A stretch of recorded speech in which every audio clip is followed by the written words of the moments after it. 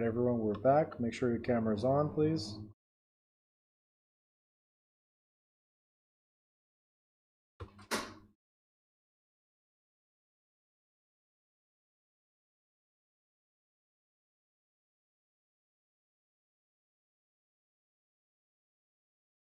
Cameras on, everyone, please.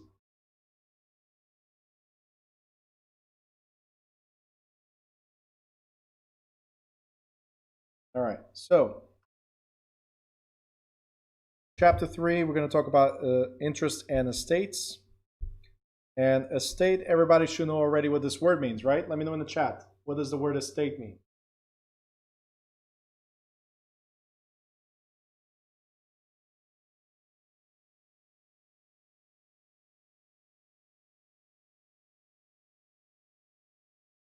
Estate means, very good, assets.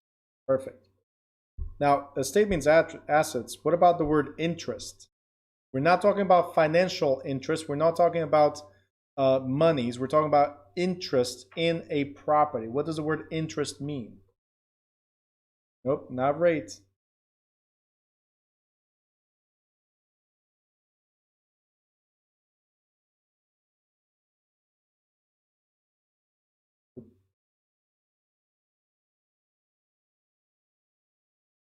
What is the interest?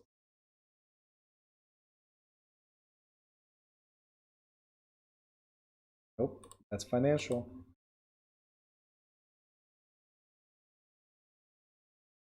Ownership. Nope. Nope.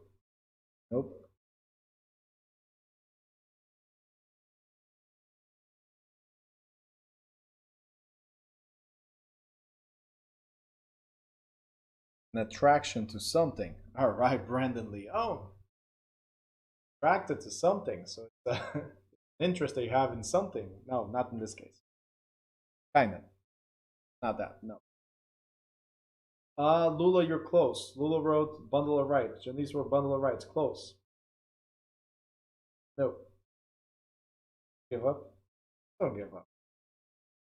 All right, guys. So, estate means ownership.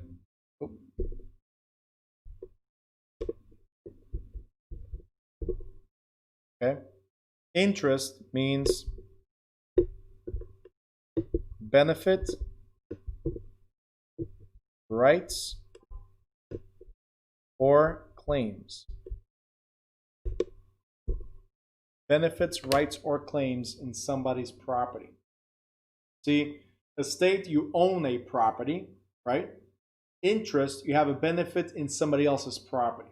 Like a mortgage company does not own, a bank, the lender does not own property, but they have a benefit in the property. That means they can claim the property if you stop paying, as an example. Guys,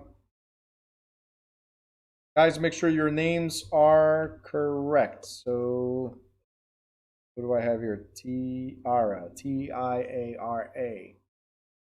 Tiara, make sure you put your first and last name there correctly. Right? Very important. I won't charge you anything to make that change right now. All right, so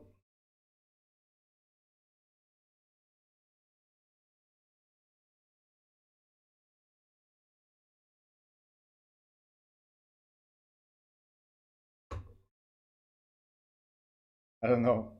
I don't know how that popped in, but you got to change your name there. All right, so your daughter's name, by the way, is T.I.A.R. That's how you came up with the name? I've heard of weird names, but with dots in between, never. Is there an exact way to pronounce it? Right? There you go. All right, so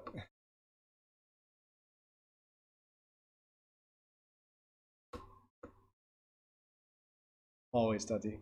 Always. All right. She already did, Ingrid. Thank you. She already changed it. But it was funny. All right, so let's go back to this. So interest in estates, very important. There's a difference between having an interest in land and having an estate in land. So estate in land, you have ownership, interest, you have benefits. So in interests, right, you can have ownership of any combination of bundle of rights, any, so not all. Okay, you own certain rights, not all the rights. That means you have a claim to the property. So right here, sorry, there's something called undivided interest. You already know the rights, so we'll move forward. There's something called undivided interest, and that's owner's interest in a property in which two or more properties share ownership. So the terms undivided and indivisible signify that the owner's interest is fractional part of the entire estate, not the physical portion. So I can own property with you, right? But that does not mean that your side is this side and my side is this side. So physically, we own it as a whole, but we split is the shares. So the ownership is undivided and indivisible. We own it as a whole, two or more people, right? So I have an interest in part of the property. I don't have the full benefits of the property. I cannot sell the property without you. That's why there's a difference between estate. See, both of us have the estate or own the estate. But as an individual, I have an interest in it. There's a big difference there, right? So if two co-owners have an undivided equal interest, one owner may not lay claim to the northern half of the property for his or her exclusive use. Examples of interest would include an owner who enjoys a complete bundle of rights, a tenant who temporarily enjoys the rights to use or exclude, a lender who enjoys the right to encumber the property over the life of the mortgage loan, a repairman who encumbers the property when the owner fails to pay for services, a buyer who prevents an owner from selling the property, and so on, so on, so on. Right? So these are owning individual rights. So interests, they differ according to, so they're different, right? Based on how long a person may enjoy the interest, right? So there's limitations to how long you can enjoy the interest. What portion of the land, air or subsurface, the interest applies to, whether the interest is public or private, and whether the interest includes legal ownership of the property. So there's two types of interests in real estate. We have possession interest and non-possession interest, right? So if you have a possession interest, then we have an estate. We have a possession interest, we have an estate. We own the property and all the bundle of rights, right? This is why I wanted to distinguish that interest is not ownership. Estate is a type of interest, but not all interests are estates. Because if you have a non-possession interest, it could be an encumbrance, which I'll explain in a second, or it could be a public interest, like taxes, right? So the government cannot take your property away unless you fail to pay the taxes. An encumbrance, like a mortgage, they cannot take the property away. They don't have possession of the property unless you fail to pay the mortgage. All right? So these are non-possession interests. Again, benefits, claims, or rights to property, but not ownership of the property. You guys see the difference here? Right? Thumbs up? Great. So estate is ownership. You own it. These other types of interests, you do not own the property. You have a right, a claim, or a benefit to the property. Okay? Now, interests are principally distinguished by whether they include possession, like I said. If the interest holder enjoys the right of possession, then the party has an estate in land or ownership. If the private interest holder does not have the right to possess, it's called an encumbrance. What is an encumbrance, guys? An encumbrance restricts the owner of the bundle of rights, like tax liens, mortgages, easements, and encroachments. These are considered encumbrances. An encumbrance is a cloud. An encumbrance is a cloud. So why is it a cloud? Why is it called cloud? Because again, it restricts you, as we said here. It restricts the owner from doing something. I want you to think about this way. When you see encumbrance, remember cloud, because when we have a clouded title, it means that you cannot sell the property without fixing the problems. Okay? So when we have a cloud, it's raining. And I'll give you the best example for me. Some of you, I've had this experience in the previous class. Some of you are weird, so you might actually like what I'm about to say. Some of you are going to be like, no, definitely not. And yes, if you don't like what I say, that means you're weird. Simple as that. So the question I usually ask is, who likes winter versus summer? Like, is anybody here that likes winter best? One. Okay. And okay. Who likes summer best? All right. You guys are great. The rest of you, you have issues. So just messing with you guys. Chaz says I'm a fall kind of guy. Don't fall hard though. So here's the question, right? When it comes to winter, are we free to do the same things we do in the summer, spring, or even fall? No, there's limitations. There's usually more rain. There's usually more cold. There's usually a lot more restrictions. We cannot take the kids to the park because it's freezing. Or if we do, it's like, hey, let's just go for 10 minutes because mommy and daddy have to go. Too cold, right? Kids love to be out there, right? But mom and dad don't. Can we go to the beach? We can, again, 10, 15 minutes and let's run back to the car because we cannot even go to the water, right? Huh? Tons of clothes on. So there's a lot of limitations, right? The point is, and guys, I'm just messing with you guys. Everybody's entitled to their own taste.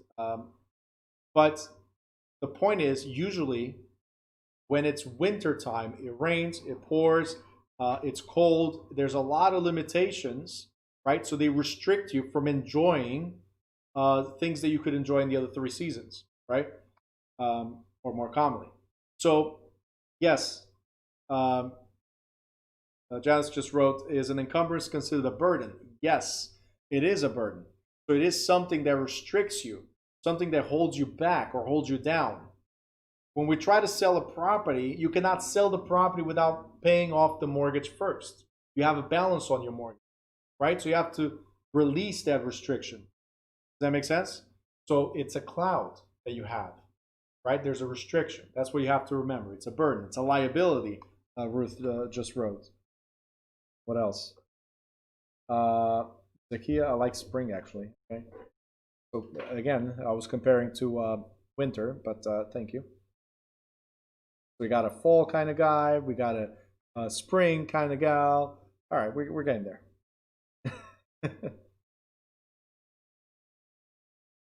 It's not just the regulations. If you have taxes on your property, which you do, it's an encumbrance.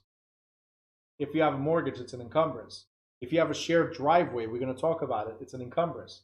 If you have a duplex, right, and you sell half of it, now you share a wall, there's an encumbrance. It's just the fact there's something that limits what you can do with your property. You might have to have permissions from other people, or you might have to pay off certain things before you can sell. You cannot freely sell because there are these restrictions in place. HOAs. When you buy a condo, you need to get the homeowner association to provide information. Are you guys understand this? So there's a restriction on the property. All right. Lula was asking estate and land. Can you elaborate? So estate means asset, Lula. Estate means asset or ownership. If it's ownership in land or estate in land, that means that you own real property or you own land. That's all it means. Estate in land means you own the property and you have the right to possession of the property. So if you are a homeowner, you have an estate in land. Pretty much, that's what it is. Okay.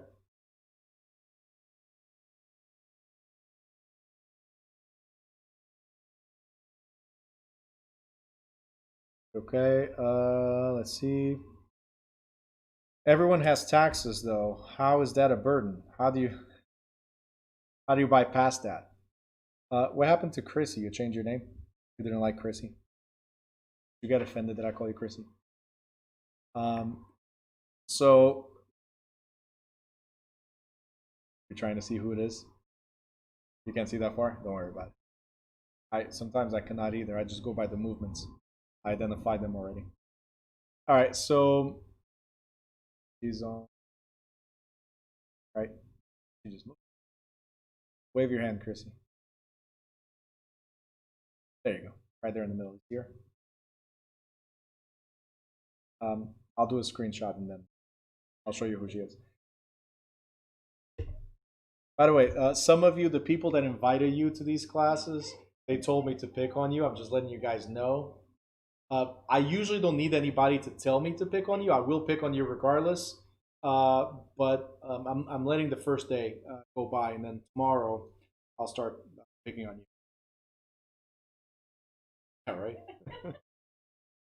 All right. So let's see what we got here.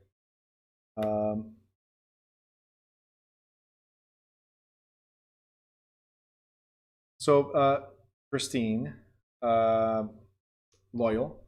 So Christine Loyal, her last name Loyal.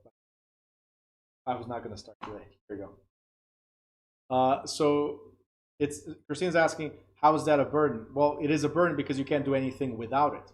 It's actually considered to be an involuntary lien. It's something that you did not ask for, and it's there, and you still have to deal with it. If you don't pay your taxes, can you sell your property without satisfying the taxes? The answer is no. You got to come to an agreement on how to settle the taxes on the day of the closing. So it still limits on what you can do. If you have back taxes, you'll have to pay it. So that's what it is. Mm-hmm. So Tatiana, yes, encumbrance is limitations on what you can and cannot do. Perfect.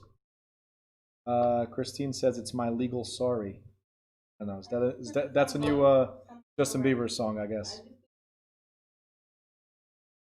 Bundle rights with a headache?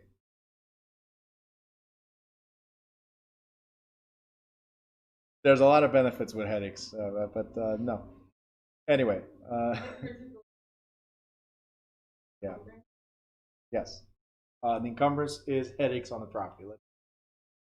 All right, I got questions here from YouTube. Hold on.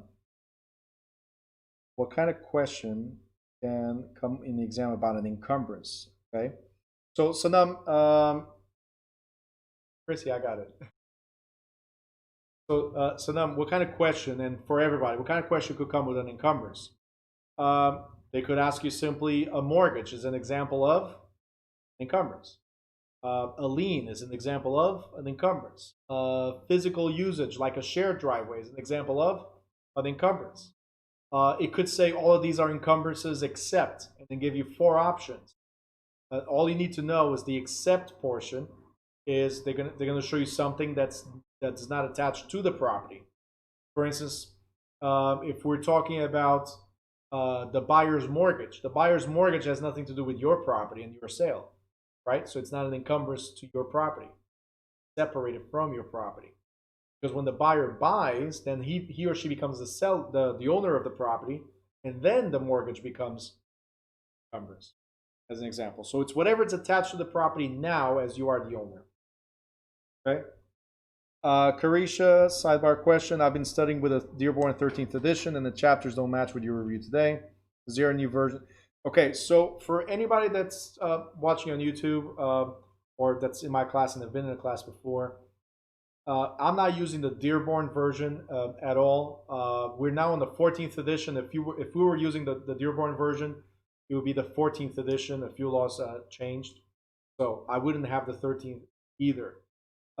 If you need some help with that, with going through the 13th edition, go to my in the YouTube channel. Since you're on YouTube, I have videos there. You can search the playlist of all the videos of all the chapters on the Dearborn 13th edition. So hopefully that will help you as well.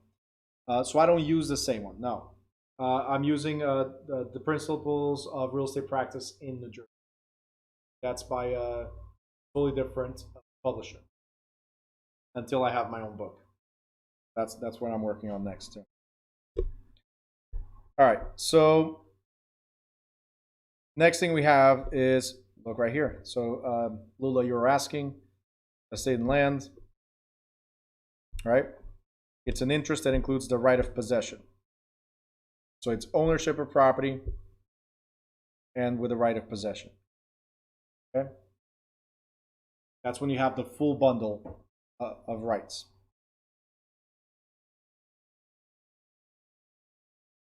So two different types of estates and land. What we have here, estates and land, we have freehold estate, if we have leasehold estate, right? Freehold estate and leasehold estate. On the freehold estate, it's full ownership of rights. More easily explained, full ownership of rights. That's the freehold.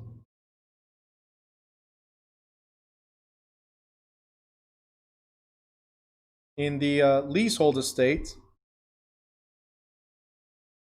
the name already says it all, right? You are a tenant. That means you have most rights.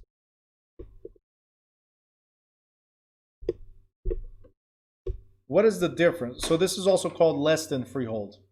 Leasehold or less than freehold, right? So what is the difference between these two? Okay? Freehold, you have the full bundle of rights. Leasehold is for tenants. There's one right that you don't have.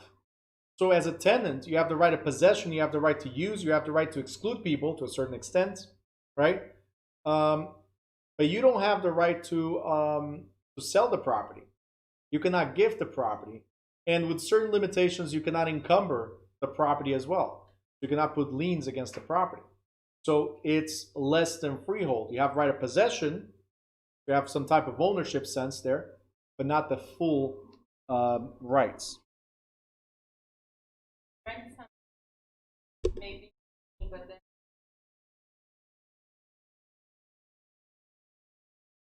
So that's an assignment of the lease.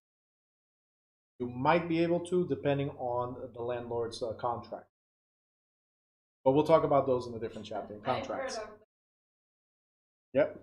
All right, so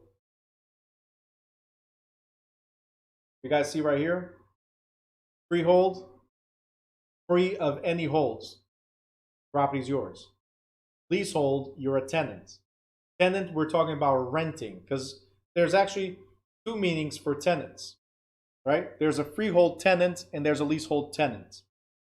When it's a lease, you already know that somebody is renting. When it's a freehold, you are ownership tenant.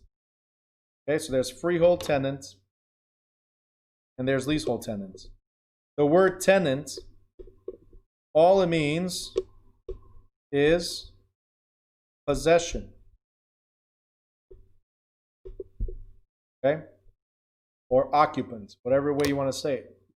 So I just don't like people to get confused with the word tenant, because as soon as we see tenants, we think tenants, renters, right? But there's actually two meanings. It's who possesses or has the right of possession to the property. There's freehold, which is the owner, and there's leasehold, which is a tenant, as we know, for renting. Okay? For those of you that have a headache already, don't worry about it. It gets easier as the days go by, because I'm going to repeat a bunch of this stuff. Okay? I see some of you already ready to give. Relax. Right? It'll get easier as we go. Right?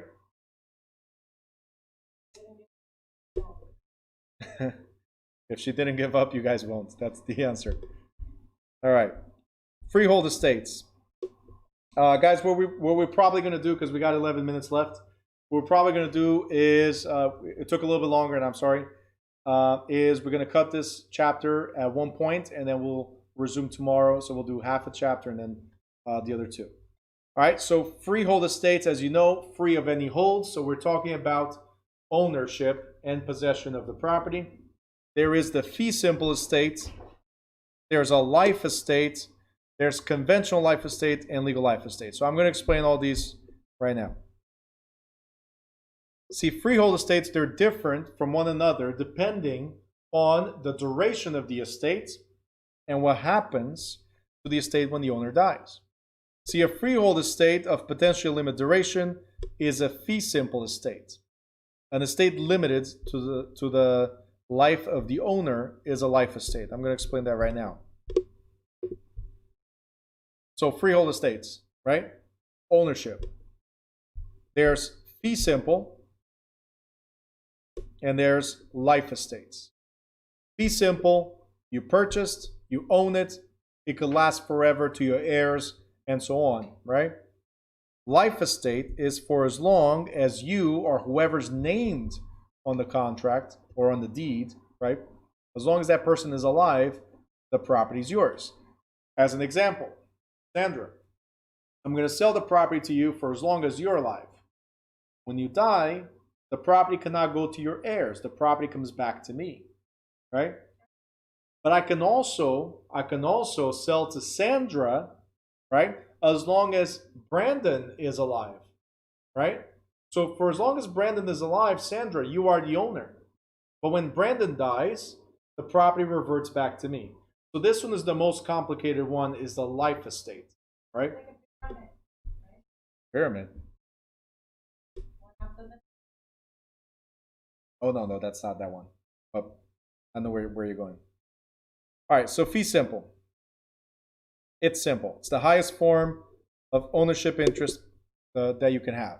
Highest form of ownership interest that you can have. Fee simple.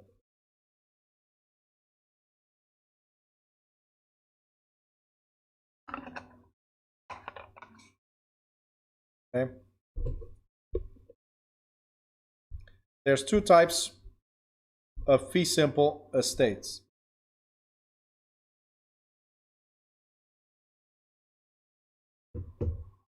Two types of fee simple estates. We have the absolute and we have fee divisible. Now, absolute, as the name says, you have absolute powers or rights on your property. Absolute powers or rights on your property. So if you want to pass it down to your heirs, you can pass it down to your heirs. Not a problem.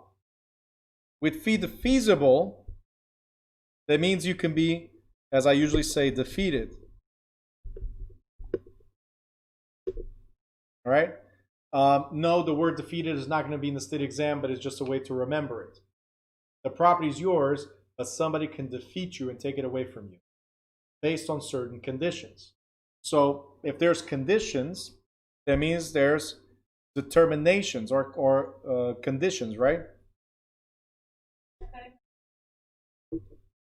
No, not yet. There's contingent or conditions. Contingency or conditions. So your ownership is determined by certain conditions. So pretty much is the same thing as saying right here. Right here. And the property is yours as long as. So, conditional. The property is yours as long as. So when we're looking at the feasible, as long as you don't do something, or as long as you keep on doing something, the property is yours. The moment you breach the agreement, whatever was my sale to you, right? I'm going to explain that better in a second. The moment you breach the agreement, you lose your property. It reverts back to me. All right? So the feasible fee means you could lose your property. Okay? So for instance, the feasible right here on the next page says the property must be used for a certain purpose or under certain conditions. So I can tell you, let's see, Ruth, look at me for a second. I can tell, you don't have to take your glasses off. It's okay. You cannot see me with your glasses. All right, so Ruth, this is what we're going to do. I'm going to sell the property to you as long as you use the property for hospital purposes. The moment you change the usage of the property, so let's say you change this to be a commercial building, an office building. The moment you change it, the property is no longer yours. It's now mine. Why? Because Ruth just breached the agreement that we had when I sold it to her. All right? That's the condition, the use of the property. Hospital purposes only. The moment you changed it, you lose it. Good so far? Okay. So there's a condition there. What happens is the estate reverts to the previous grantor. So if you screw up by changing the usage, right? Because that's the condition I put there. If you screw up by changing the usage, you lose the property automatically. It reverts back to me. So I can step up and say, hey, Ruth, you're out. Property's not mine again. Because the condition of the sale was to keep on using it for hospital purposes. Right? Okay, so that's the feasible fee. There's a condition. Okay? Again, if it's violated, then I can get it back. That's what it is. Now, as far as life estate, the next one, life estate, that means you own and have possession of the property, like I said, as long as you are alive, or the person who's it's measured against is alive.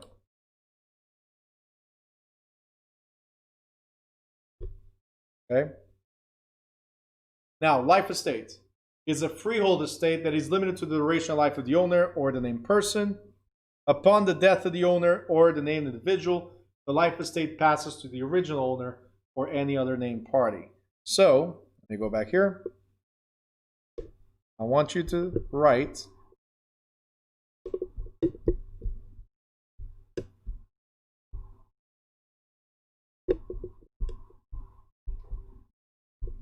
you cannot will it to anyone. Whenever you have a life estate, it cannot be in the will. If you put in the will, it has no effect. If you put in the will to pass it down to your heirs, it has no effect. Because you bought the property knowing that the condition of your ownership, you bought the property knowing the condition of your ownership was somebody's life, yours or somebody else. All right? So, Ruth, yes, it's limited to the life of a specific person. So, Stacy, right? I'm going to sell it to you like I did for Sandra. I'm going to sell it to you for as long as you're alive. When you die, even if you put in the will to your kids, to university, to whoever you put in the will, it has no effect. It's moot. Why? Because the condition or the contingency of your ownership was as long as you're alive. The moment you die, property reverts back to me. So it doesn't matter if it's in the will or not, it has no effect. You guys got it? Thumbs up?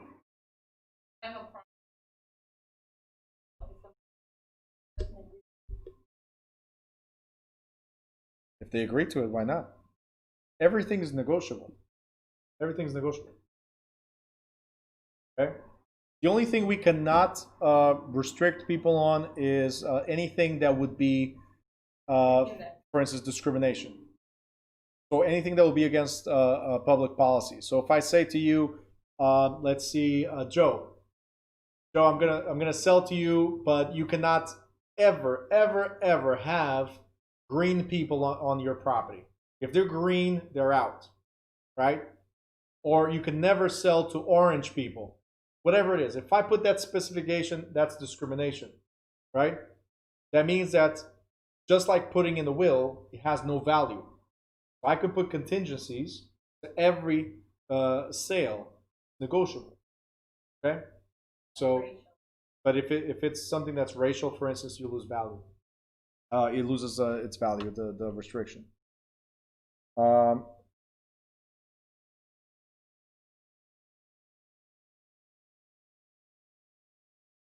It just has no value. You can never, if you put that condition on me, you can never take me to court.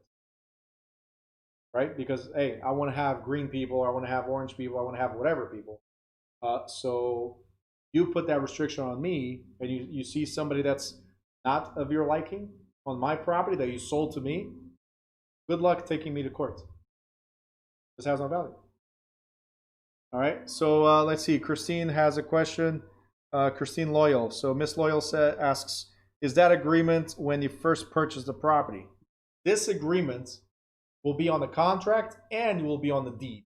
So everybody will know on public records that we made this agreement. Okay? Robin, what if you sell it? Great question. So let's say that I sold to Stacy for as long as she's alive, and then Stacy decided to sell it to Calvin. Right?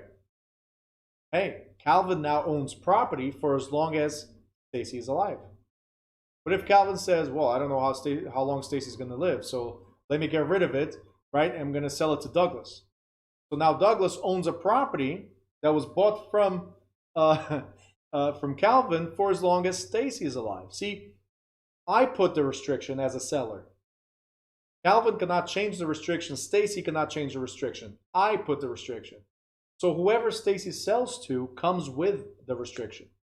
Any deed restrictions, we're going to learn this later in a different chapter, any deed restrictions go with the property, not with the owner. Okay? Only I can change it, or court. Ruth is asking, so is that attached to reversionary interest? Yes, it's the last thing we're going to talk about, so I can let you guys go. So yes, attached to reversionary interest. That means it reverts back to me. But let me address this other question. What if you die as well? So one day, right, I will die. One day. If I die before Stacy, well, the property reverts back to me or my heirs.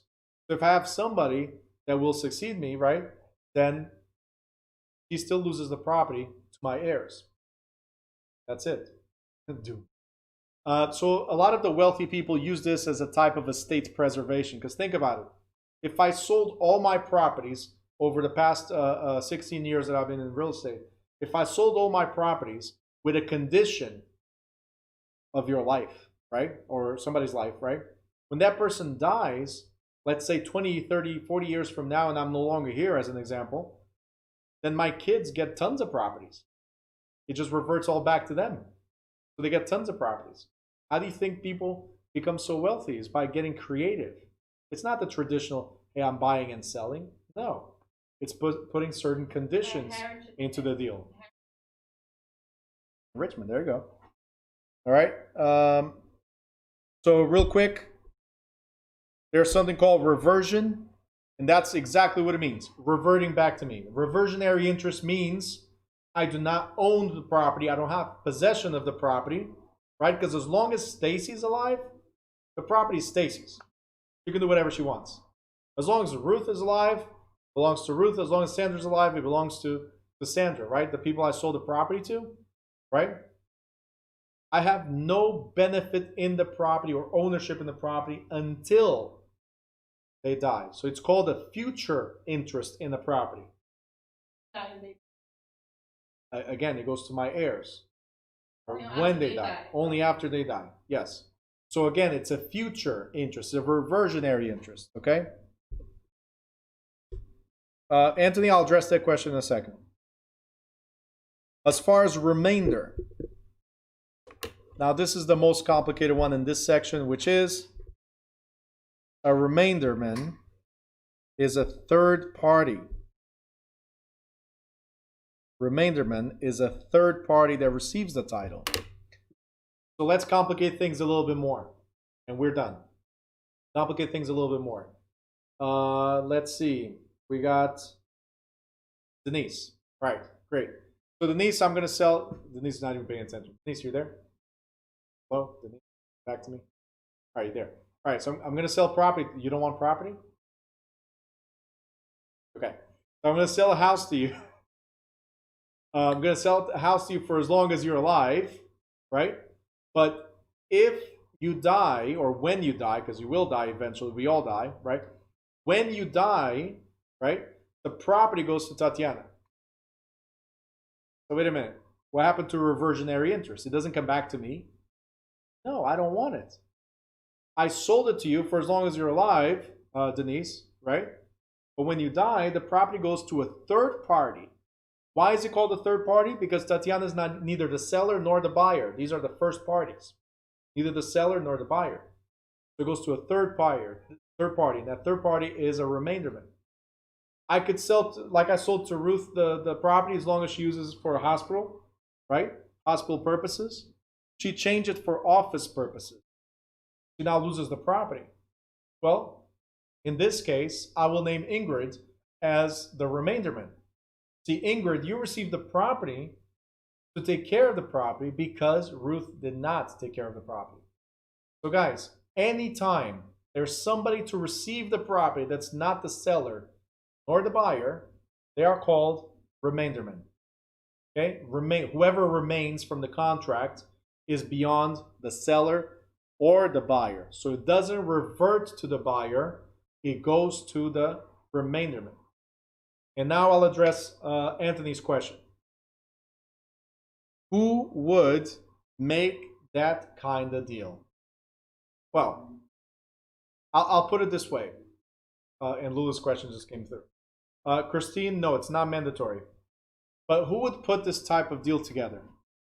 Well, I'm just going to ask the question very simply. Who would buy a condo instead of a single family? Who would rent instead of buying? Unfortunately, there's buyers for everything. You have to understand one thing. These types of deals most likely will come with a discount. Because the idea is I'm going to sell to you at discount because I have a future benefit. It will come back to me. You guys understand? So, I'm sorry? There's always a catch. There's always a catch to something. I would sell to you because now you're the one that handles the taxes. You're the one that maintains the property. You're the one that rents. You're entitled to all the income. I do not touch the property over the next 10, 20, 30. Hopefully you live 40 years, right? Or more, right? But during that time, the property increased in value and I did not have to deal with any of the headaches. I just know that in the future, I get a house that's worth more, right? Because I sold it to you with the condition.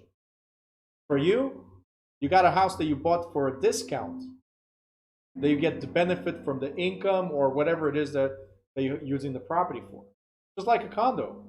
A condo, it's cheaper than a single family, but there are certain restrictions.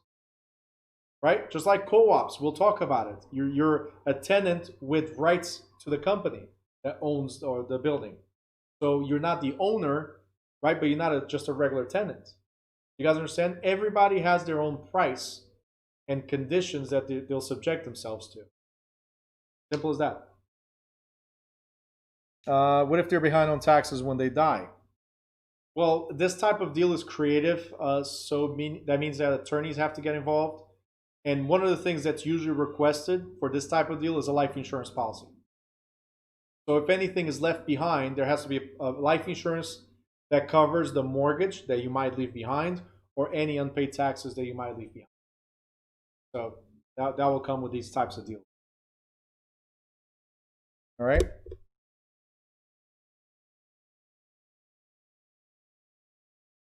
That's why you wanted to get life insurance. All right, guys. So we're going to end right now, and tomorrow we'll talk a little bit more about life estates. This is where we're going to come back to, where we're going to talk about conventional life estates, which is what we just talked about, and then the legal life estates more in detail. Okay. So tomorrow, 5:30, guys, we are here. If you're on YouTube, we usually start around 5:40, 5:45 for you guys, because I wait for everybody to be here present on Zoom before we start. Okay, guys, if you have any questions regarding student portal, regarding the book, or regarding anything regarding the class, send me a message on WhatsApp. Again, 908-418-8325. All right, guys. I wish you an amazing evening, and I'll see you at 5:30. Thank you.